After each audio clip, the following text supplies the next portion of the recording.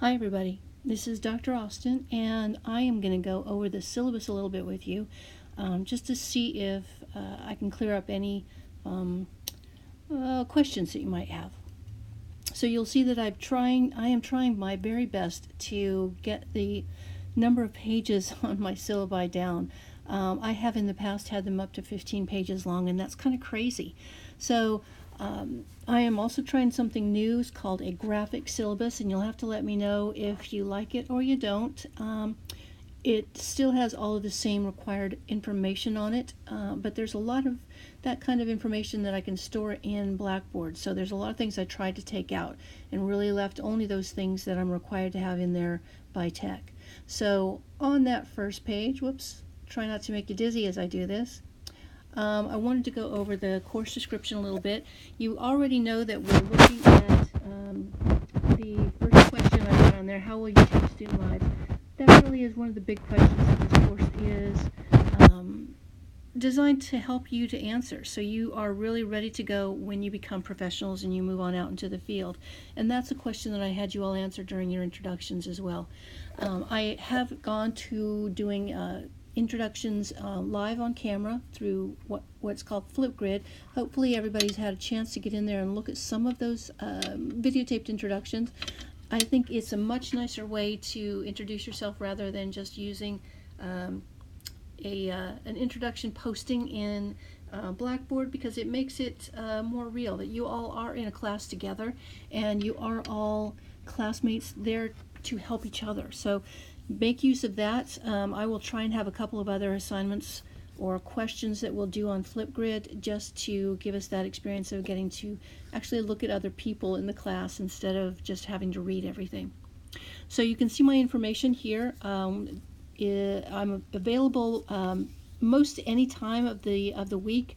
I am, however, administrative faculty, which means that my primary responsibilities are not in the classroom.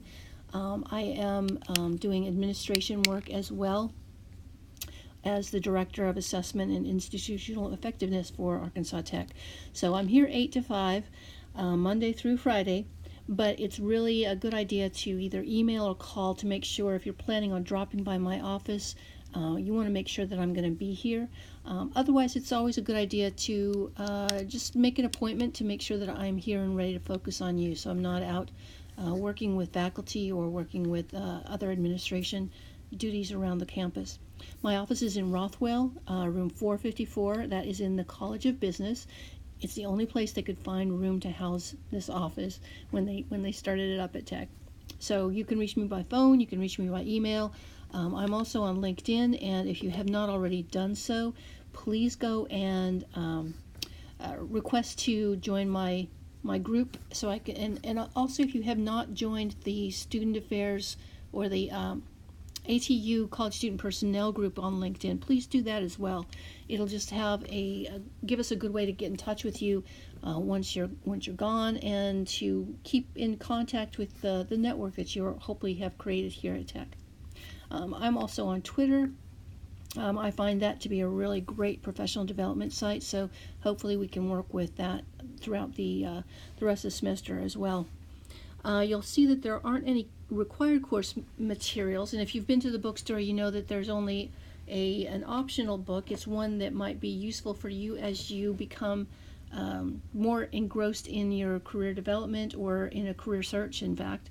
So that book is not required, but I do want to make sure that you have the ACPA NASPA Professional Competencies downloaded and available to you, as we will be going through those throughout the class as well. So just a brief introduction to the first page, and we'll go on to the next page in just a second. Okay, this page really goes over the course policies, activities, assessments, and assignments that we've got.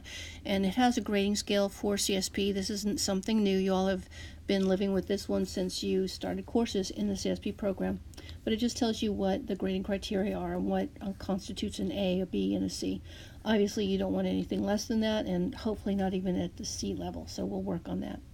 I have put the assignments into more of a graph so that you can see what everything is worth, and I try to make things worth pretty much equal amounts, but you will see that your e-portfolio is going to be the biggest one, as are your discussion boards. So those postings are going to be where I want you to put the majority of your effort.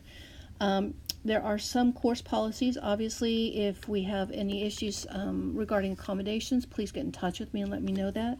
Also, because we are, this is an online class, we probably won't have to worry so much about weather closures, that kind of thing, but do take into account that we might have some changes there.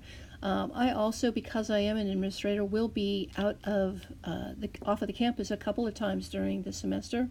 I do plan, because once again this is an online class, to keep up with everything and keep grading everything and be on time with all of your assignments. Typically, I will try to get things returned to you within a week's time. Occasionally, I do fall behind on that, and if that's going to happen, I will let you know when to expect your graded assignments. But as much as possible, I will get them turned around for you within a week. You're also going to see what your assignments are going to be this semester. Obviously, the first one, the biggest one, is going to be the discussion boards. And we have two types of discussions. There are the weekly content discussions, and then there are also current issues, which I'll talk about more on its own in a little bit. We also have some professional presence assignments, which are making sure that you've got a LinkedIn site that's readily available. And I will tell you, this is increasingly important in student affairs. I have been recruited a couple of times through my LinkedIn my LinkedIn website and presence there. So you'll want to make sure that you keep that up to date and as attractive as possible. Also, we're going to look at your cover letter and a resume, and look at a possible job you're interested in and tailor everything towards that. It's very important to make sure that you're not just sending out the same resume and cover letter every time, but that you really are tailoring them to the particular job you're interested in. It really does pay dividends in making sure that you get some responses. And then finally, the last part of that first assignment number 2 area is a career map, and that will be due just almost about the week before the end of the semester. Really looking at your next steps in your direction going forward from the program. The big one is your e-portfolio, which I am hoping all of you started when you were in intro. If you have not, you might want to get in touch with me so we can chat about that and really get you caught up on that area. But really looking at how you have documented your professional competencies as you've gone through the program, and then at the end, looking at a reflection blog over your time in the program. Number 4 is a professional development activity, and that is, there are a number of ways to meet that one, and you will see those in the assignment area of Blackboard. They've got those. There's a more well developed instruction sheet in the assignment area, so go and check that out and see what qualifies as a professional development activity. And then finally, I've got 2 practice comprehensive opportunities for you. One is an outline form, and one is a full exam in exactly the same style as what you're going to be doing. But on top of that, that current issue assignment that I mentioned earlier is also going to give you 7 more opportunities for practicing your comprehensive examination responses. So you are going to be very, very well prepared by the time it comes to be April 6th and you're ready for that comprehensive exam. Here's a little bit more information for you about those specific assignments. Again, this information is also mirrored within the Blackboard site under the Assignments tab, and each one of these assignments has its own folder, so you'll get more information by going into those individual folders.